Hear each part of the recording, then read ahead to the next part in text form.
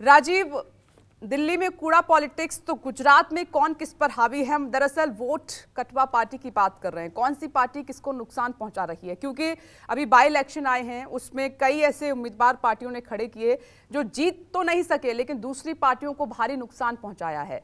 तो इस बार इस इलेक्शन में मुद्दा बड़ा क्या रहेगा? कौन किसको नुकसान पहुंचा रहा है?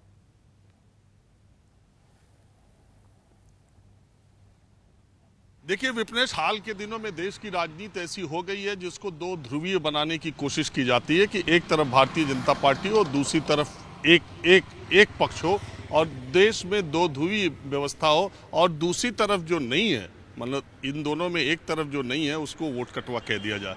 और हमारे देश में दो दलीय पद्धति नहीं है, सबको चुनाव लड़ने का अधिकार है, बहुदलीय पद्धति है तो सब चुनाव लड़ सकते हैं। लेकिन पिछले दिनों से ये नैरेटिव सेट किया जाता है।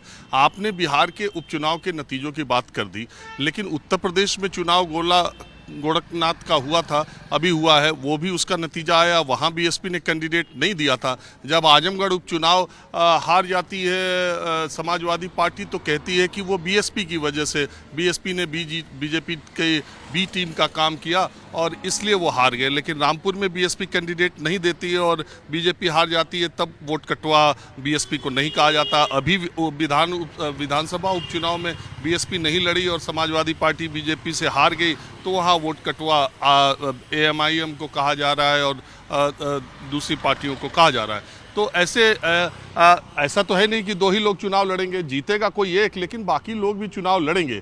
लेकिन ये इन दिनों ये चर्चा होने लगती है कि ये वोट कटवा पार्टी है। क्या किस दूसरी पार्टियों को, क्या एमआईएम को हक नहीं है लड़ने का? लेकिन सवाल ये है कि जब ऐसी स्थितियां क्रिएट की जाती हैं कि वास्तव में उसी डिफरेंस से हार जीत होती है, बहुत माइनर, जहां पे बहुत नेक टू नेक फाइट है, और उसमें जब तीसरा पक्ष, और वो भी इस तरह का पक्ष खड़ा होता है जिसका इंटेंशन अगर वोटों को डाइवर्ट करने का होता है, तो कई बार ये बात सच भी साबित होती है।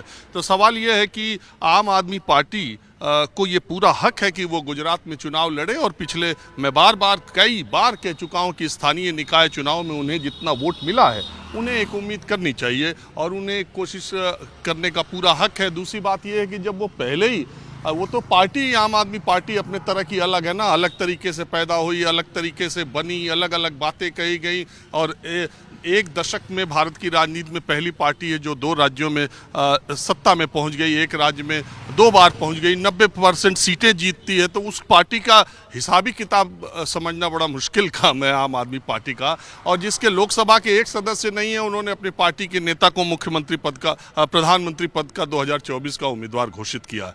तो मैं नहीं मानता ऐसा कि कोई पार्टी वोट कटवा है। आम आदमी पार्टी को गुजरात का चुनाव पूरे दमखम के साथ लड़ना, लेकिन जो नैरेटिव सेट किया जा रहा है वो ये कि कहा जाएगा ये कि जो भी बीजेपी के जो भी विपक्ष, बीजेपी का जो विपक्ष है, अगर उसके साथ वो नहीं है तो इसका मतलब वो बीजेपी को मदद कर रहा है, इस तरह की बात कही जाएगी। कांग्रेस पार्टी ये कहेगी कि बीजेपी की भी टीम है, और आम आदमी पार्टी कांग्रेस वालों को ये कहेंगे कि कांग्रेस को वोट दोगे तो ये इनके लोग भाग के बीजेपी में चले जाएंगे, असली हम ही लड़ने वाली बात है। बात सिर्फ इतनी है कि देश की राजनीति दो ध्रुवीय होती चली जा रही है, या तो आप मोदी के साथ हैं या आप मोदी के विरोधी हैं। मोदी के विरोधी है तो बस एक ही होना चाहिए, दूसरा कोई अगर लड़ता है तो फिर इसका मतलब कि वो बीजेपी और प्रधानमंत्री मोदी को सहयोग कर रहा है। तो इस तरीके का, अब जहां तक बात एमसीडी की है, एमसीडी के चुनाव भी आम आदमी पार्टी के लिए बहुत महत्वपूर्ण है। कांग्रेस पार्टी का क्या रहेगा दिल्ली में? देखिए, गुजरात में तो कांग्रेस बहुत मजबूत है विपक्ष के तौर पर,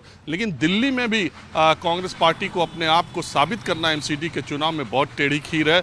और दूसरी बात यह है कि बीजेपी तो मजबूत एमसीडी में रही है, दूसरे तरह का वोट पड़ता है। आम आदमी पार्टी के लिए भी चैलेंज है कि जिस दिल्ली मॉडल का वो नगाड़ा गुजरात में जाके पीट रहे हैं, वो दिल्ली मॉडल दिल्ली के लोगों को कितना पसंद आ रहा है। मुझे लगता है कि कूड़ा जो है, अब एमसीडी के चुनाव के बाद ये दिल्ली के जो 3 कूड़े के ढेर हैं, ये तो कुछ कम होंगे या ख़त्म ही हो जाएंगे, मुझे ये लगता है, चाहे जो एमसीडी में आए, क्योंकि उसके दो साल बाद दिल्ली का चुनाव होना है। अगर कूड़ा ख़त्म नहीं हुआ एमसीडी में जो आया, तो वो दिल्ली से भी चला जाएगा या वही दिल्ली में आएगा।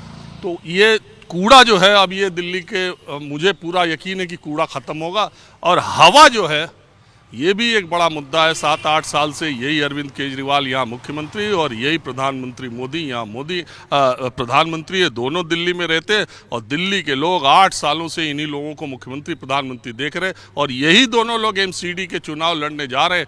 तो ये हवा भी ठीक करने की जिम्मेदारी बीजेपी और आम आदमी पार्टी की बराबर की है। बिल्कुल राजीव, आपने सही कहा। उम्मीद करते हैं मुद्दा बड़ा बना है तो उसका कुछ समाधान भी सामने निकल कर आएगा, क्योंकि जरूरी है कूड़े का ढेर हटना दिल्ली से और हवा जो सांसों पर वार कर रही है उसका साफ होना। तो राजीव के हिसाब से अगर कोई पार्टी अच्छा कर रही है और नगर निकाय चुनाव में आम आदमी पार्टी को अच्छा वोट परसेंटेज मिला है, तो अगर वो मैदान में है तो वोट कटवा कहना सही नहीं होगा। मैं आती हूँ राजीव दोबारा आपके पास। नमस्कार, मैं हूं मानक गुप्ता।